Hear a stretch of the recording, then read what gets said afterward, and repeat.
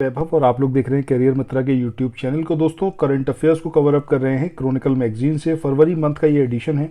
अगर आपने अभी तक देखना स्टार्ट नहीं करा है इस सीरीज को जरूर देखिए, बेहद बेनिफिशियल है।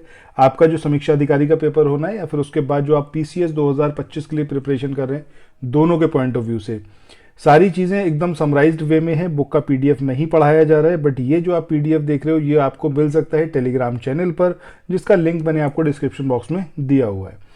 कल हमने आर्कटिक टुंड्रा के बारे में देखा था। जो इकोलॉजी वाला सेक्शन है, एनवायरनमेंट एंड इकोलॉजी, उसको हम लोग कवर अप कर रहे हैं मैगजीन से कि क्या कुछ घटनाक्रम रहे हैं और क्या स्टैटिक पार्ट से इंपॉर्टेंट है पढ़ना, वो सारी चीज़ें। दूसरा कल टॉपिक देखा था, गंगा नदी डॉल्फिन को पहली बार टैग किया गया, ये जो टॉपिक था।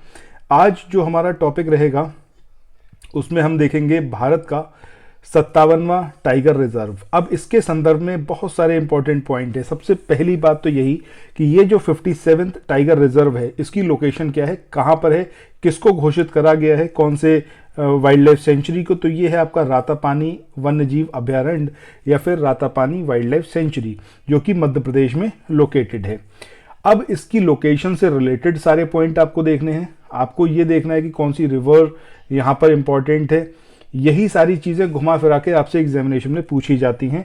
जब किसी, अगर हम बात करें वाइल्ड लाइफ सेंचुरी की, तो या तो वो करंट अफेयर्स के पॉइंट ऑफ व्यू से आता है, या तो आपसे पूछा जाएगा डायरेक्टली कि भारत का 57वां टाइगर रिजर्व कौन सा है, क्या किसको घोषित करा गया है। तो उसमें आपको एक ऑप्शन मिलेगा रातापानी वन्यजीव अभयारण्य, या फिर आपसे डायरेक्टली ये पूछा जाएगा कि रातापानी वन्यजीव अभयारण्य के संदर्भ में ये जो स्टेटमेंट दे रखे हैं, इनमें से सही स्टेटमेंट कौन सा है, या फिर कौन कौन से स्टेटमेंट सही हैं। ठीक है।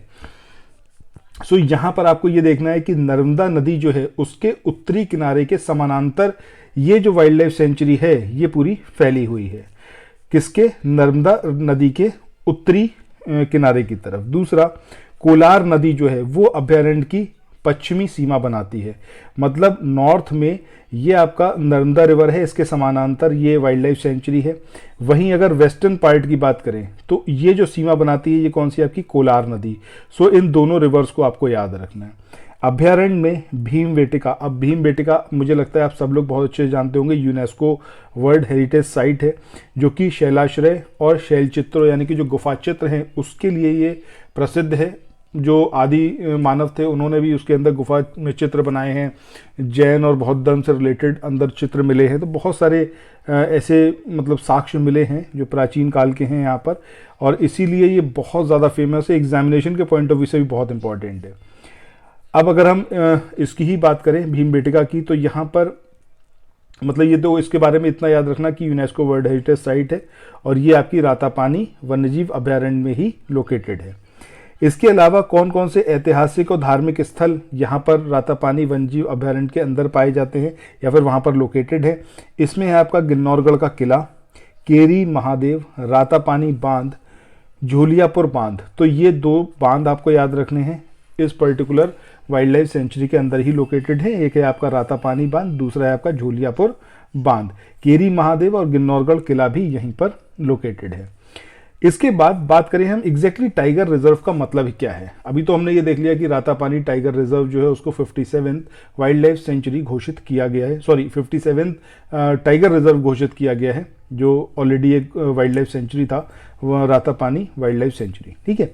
सो टाइगर रिजर्व की बात करें तो ये एक निर्दिष्ट क्षेत्र है जिसे बाघों और उनके आवासों के संरक्षण के लिए बनाया गया। यानी कि जो बाघ हैं उनके या फिर टाइगर हैं उनके संरक्षण के लिए, उनके प्रोटेक्शन के लिए पूरा एरिया जो है उसको नोटिफाई कर दिया गया कि भैया यहाँ पर जो है इनको संरक्षित किया जाएगा, और उसमें अलग अलग तरीके के रूल्स रेगुलेशंस वहाँ पर लगाए गए ताकि ये जो टाइगर्स हैं इनको प्रोटेक्ट किया जा सके।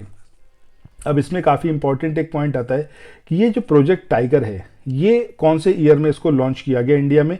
1973 में इसको लॉन्च किया गया। बेहद इंपॉर्टेंट है, सेवरल टाइम्स पूछा गया है। राष्ट्रीय बाघ संरक्षण प्राधिकरण यानी कि एनटीसीए, इसकी स्थापना कब हुई?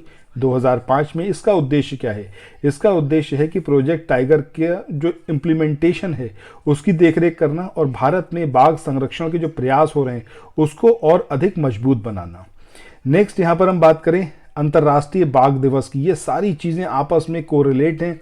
कोई भी पॉइंट कहीं से भी आपसे पूछा जा सकता है, तो इसीलिए यहाँ पर हर एक वीडियो में आप देखोगे पूरी विस्तृत जानकारी के साथ हम लोग प्रेजेंट होते हैं, सारे स्टैटिक पॉइंट कवर करते हैं, करंट अफेयर्स का पॉइंट कवर अप करते हैं, और एक ऐसा वीडियो आता है कि उसको अगर आपने देख लिया और ये अगर PDF आपके पास हुआ तो आप बेहद आसानी से स्टैटिक से लेके और करंट अफेयर्स तक की पूरी तैयारी कर सकते हैं।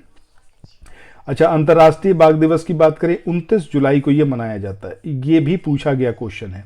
उद्देश्य की बात करें कि क्यों 29 जुलाई को ये अंतर्राष्ट्रीय बाघ दिवस को घोषित करा गया, ज़रूरत क्या है, तो ज़रूरत ये है कि ग्लोबली मतलब जो अवेयरनेस है उसको बढ़ाया जाए कि टाइगर्स कितने इम्पॉर्टेंट हैं, ठीक है, उनसे रिलेटेड चीज़ें, उनको कैसे प्रोटेक्ट करा जा सकता है, और वो सारे देश जहाँ पर बाघ रेंजेस पाई जाती हैं, टाइगर रेंजेस हैं, उन सबको एक प्लेटफॉर्म देना ताकि वो आपस में एक दूसरे को जानकारियाँ दे सकें और बाघों के प्रोटेक्शन में और ज़्यादा कारगर कदम उठा सकें।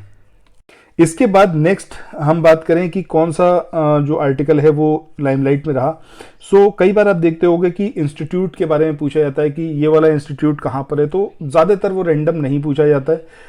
दो तरीके होते हैं उसके पूछने के, पहला वो कि करंट अफेयर्स में रहा हो वो पर्टिकुलर इंस्टीट्यूट, दूसरी बात ये कि वो इंस्टीट्यूट इतना ज़्यादा इंपॉर्टेंट हो कि वो मतलब जैसे अगर एम्स की बात करें तो एम्स जैसा इंस्टीट्यूट ऐसा है वो न्यूज़ में रहेगा ही रहेगा हमेशा, ठीक है, तो एवरग्रीन इंस्टीट्यूट वो तो आएंगे ही आएंगे, ठीक है। जब हम नैनो विज्ञान और प्रौद्योगिकी की बात करते हैं INST की, तो ये कहाँ पर है, मोहाली में। अब ये लाइमलाइट में इसलिए रहा क्योंकि यहाँ के जो साइंटिस्ट हैं उनकी टीम ने अभी एक रिसर्च किया, उस रिसर्च में उन्होंने ये पाया कि जो नैनो प्लास्टिक है वो विशेष रूप से जो एकल प्लास्टिक है, हम पॉलीथीन की बात करें या फिर हम प्लास्टिक की बोतलों की बात करें, उन सबसे जो नैनो प्लास्टिक निकलती है ये एंटीबायोटिक प्रतिरोध के प्रसार के में योगदान दे रही है और सार्वजनिक स्वास्थ्य के लिए एक अज्ञात खतरा बनी हुई है। मतलब ये कैसे ना कैसे किसी ना किसी फॉर्म में हम लोगों की बॉडी के अंदर कंज्यूम हो रही है जो नैनो प्लास्टिक है, ठीक है। तो इसी के संदर्भ में ये पूरी रिसर्च थी, इसीलिए आपका नैनो विज्ञान और प्रौद्योगिकी संस्थान मोहाली का ये लाइमलाइट में रहा। इसके बाद नेक्स्ट आर्टिकल की बात करें, ये था आपका केन बेतवा नदी जोड़ो राष्ट्रीय परियोजना, बेहद इंपॉर्टेंट है और 100% है कि यहां से आपको एक क्वेश्चन जरूर मिलेगा इस पूरे आर्टिकल से। सबसे पहली बात, इसकी आधारशिला किसने रखी, तो भैया कोई और नहीं है, नरेंद्र मोदी जी हैं, जिन्होंने 25 दिसंबर को इसकी आधारशिला रखी खुजराहो मध्य प्रदेश में। कमेंट सेक्शन में बताइएगा कि 25 दिसंबर को कौन सा दिन मनाया जाता है, किसके उपलक्ष्य में मनाया जाता है और क्या उसका महत्व है। आगे बात करें इस परियोजना का उद्देश्य क्या है, तो उद्देश्य ये है कि केन नदी से जो अधिशेष जल है उसको बेतवा नदी में स्थानांतरित किया जाए और जो सूखाग्रस्त बुंदेलखंड क्षेत्र है उसमें पानी की कमी को दूर किया जाए। अब देखो यहां पर 3-4 पॉइंट निकल के आते हैं। सबसे पहला, आपको केन रिवर के बारे में पता होना चाहिए क्योंकि न्यूज में रहा है। बेतवा रिवर के बारे में पता होना चाहिए। नदी जोड़ो परियोजना जो है, राष्ट्रीय नदी जोड़ो परियोजना, इसके संदर्भ में आपके पास जानकारी होनी चाहिए। केन नदी परियोजना जो अभी न्यूज़ में रही, किसने लॉन्च करी, कहाँ लॉन्च करी, किस तारीख को लॉन्च करी, उद्देश्य क्या है, ये सारी चीज़ें। इसके अलावा बुंदेलखंड क्षेत्र, इसके संदर्भ में आपको सारी चीज़ें पता होनी चाहिए क्योंकि ये आपका उत्तर प्रदेश से भी एसोसिएटेड है, ठीक है। तो सबसे पहले यहाँ पर हम बुंदेलखंड के बारे में ही बात करते हैं। उत्तर प्रदेश और मध्य प्रदेश, इन दोनों ही जो राज्य हैं इसमें विस्तृत है ये पूरा क्षेत्र बुंदेलखंड का, और पानी की यहाँ पर बेहद कमी है। उत्तर प्रदेश के 7 जिले इसके अंतर्गत आते हैं। इसमें चित्रकूट है, बांदा है, झांसी है। झांसी इस पूरे बुंदेलखंड क्षेत्र में, जिसमें 13 जिले आते हैं इन टोटल, यूपी और एमपी के मिला के, उसमें सबसे बड़ा जिला कौन सा है, झांसी, ठीक है। इसके अलावा जालौन है, हमीरपुर है, महोबा है और ललितपुर। तो ये 7 जिले हैं जो कि आपके बुंदेलखंड में आते हैं। इसके अलावा मध्य प्रदेश की बात करें तो मध्य प्रदेश के 6 जिले इसमें आते हैं, जिसमें छतरपुर है, टीकमगढ़ है, दमोह है, सागर है, दातिया है और पन्ना है। अब इसमें सागर जो है ये सेकंड नंबर पर आता है एरिया वाइज झांसी के बाद, ठीक है। आगे हम चलते हैं वापस अपने टॉपिक पर कि जो नरेंद्र मोदी ने अभी केन बेतवा नदी परियोजना का उद्घाटन किया खजुराहो मध्य प्रदेश में 25 दिसंबर को, तो उसके आगे क्या, ठीक है। सबसे पहले तो यहाँ पर हम यही बात करें कि ये जो परियोजना है राष्ट्रीय परिप्रेक्ष्य योजना या फिर NPP, इसके तहत जो है ये पहली पहल है जो केन बेतवा नदी जोड़ो परियोजना है, ठीक है। 1980 में इसको तैयार किया गया था नदी जोड़ो के लिए, और ये जो है अब इंडिया की जो है पहली ऐसी पहल है जिसको अब जो है पूरी तरीके से लॉन्च किया जाएगा। इस परियोजना की आलोचना के दो मेन रीज़न हैं, एक ये कि इसका एनवायरनमेंट पर बहुत गलत प्रभाव पड़ना है और दूसरे इसके सामाजिक प्रभाव भी हैं। खासकर अगर हम बात करें पन्ना टाइगर रिजर्व की, तो जैसे ही आप देखते हो कि पन्ना टाइगर रिजर्व के लिए एनवायरमेंटल पॉइंट ऑफ व्यू से बहुत ज़्यादा ये डेंजरस है, तो क्या कंसर्न है और पन्ना टाइगर रिजर्व एग्जैक्टली कहाँ पर लोकेटेड है। तो सबसे पहले तो पन्ना टाइगर रिजर्व की ही बात करते हैं। ये उत्तरी मध्य प्रदेश के जो विंध्य पहाड़ियाँ हैं वहाँ पर लोकेटेड है।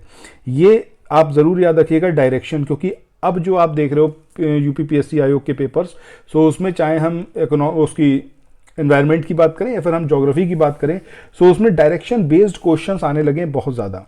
तो आपको पता होना चाहिए कि अगर हम पन्ना टाइगर रिजर्व की बात करें तो मध्य प्रदेश में उत्तरी साइड में है, ये नदर्न मध्य प्रदेश में, ठीक है।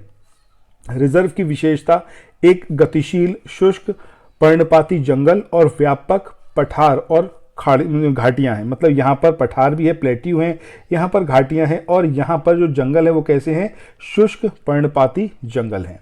केन नदी जो है वो रिजर्व से होकर बहती है, तो केन रिवर के बारे में यहाँ पर आपको ये पॉइंट याद रखना है।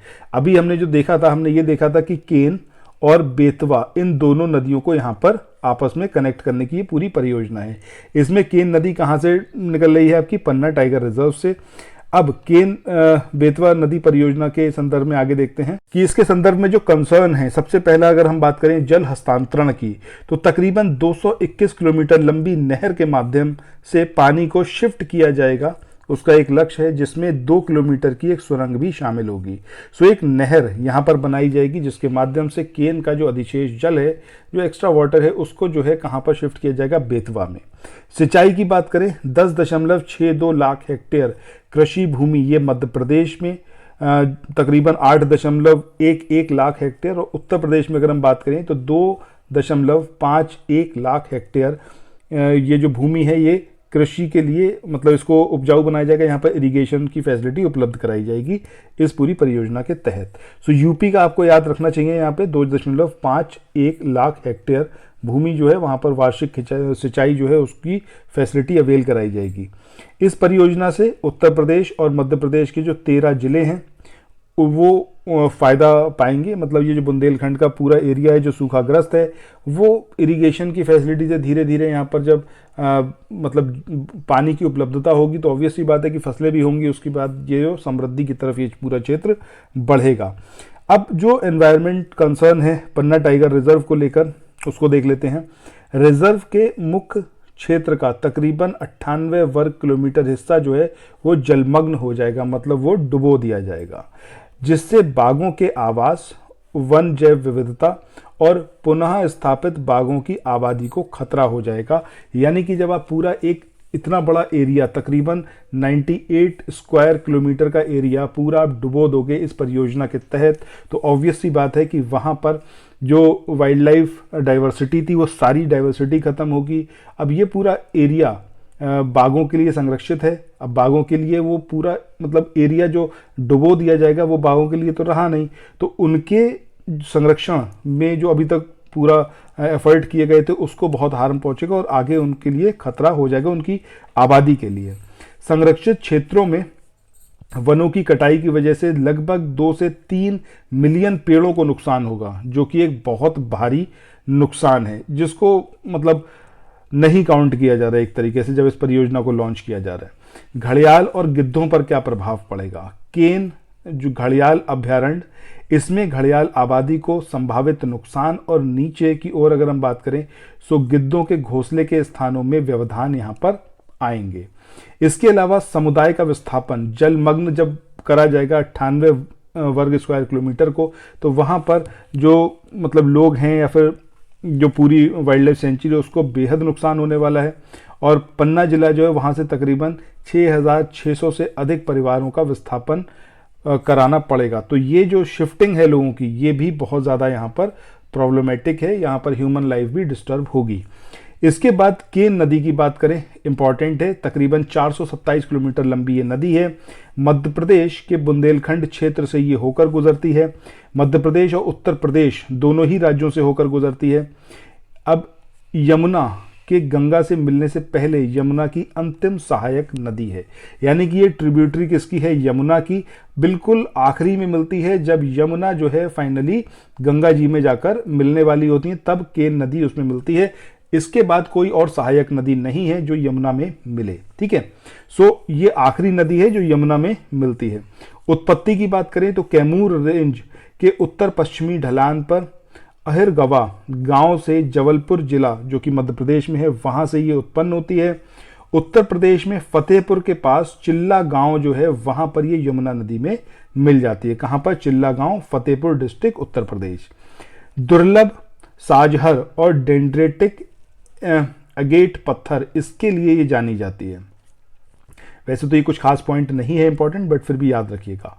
बांदा शहर ये केन नदी के तट पर स्थित है। तो यहाँ पर 3-4 पॉइंट है केन नदी के बारे में जो आपको बेहद ज़रूरी है याद रखने। अगर यूपी जीके के पॉइंट ऑफ व्यू से बात करें, सबसे पहली बात तो ये कि यमुना में कहाँ पर मिलती है, तो फतेहपुर डिस्ट्रिक्ट में, चिल्ला गांव में।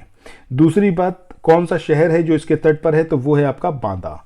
इसके अलावा केन नदी की जो प्रमुख सहायक नदियाँ हैं, इसमें बाबस है, देवर है, कैथ है, बैंक है, कोपरा है और बेरमा है। ये नदियाँ हैं जो इसकी सहायक नदी हैं।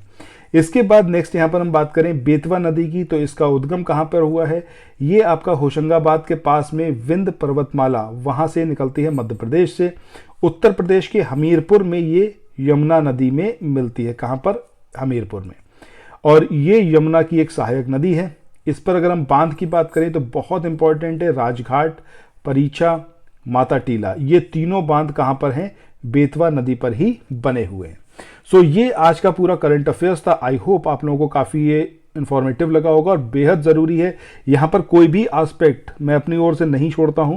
मतलब कहीं से भी क्वेश्चन आपसे पूछा जाए तो अगर आप यहाँ से करंट अफेयर्स कवर अप करोगे तो कुछ भी बाकी नहीं रहेगा। एक एक पॉइंट, चाहे वो स्टैटिक हो चाहे वो करंट अफेयर्स का, सब कुछ कवर हो जाएगा। चैनल को सब्सक्राइब करना मत भूलिएगा। साथ ही इस वीडियो को अगर आपने पसंद करा है तो शेयर भी ज़रूर करिएगा और लाइक का बटन ज़रूर प्रेस करिएगा। Thanks for watching. मिलते हैं नेक्स्ट वीडियो में। Bye bye.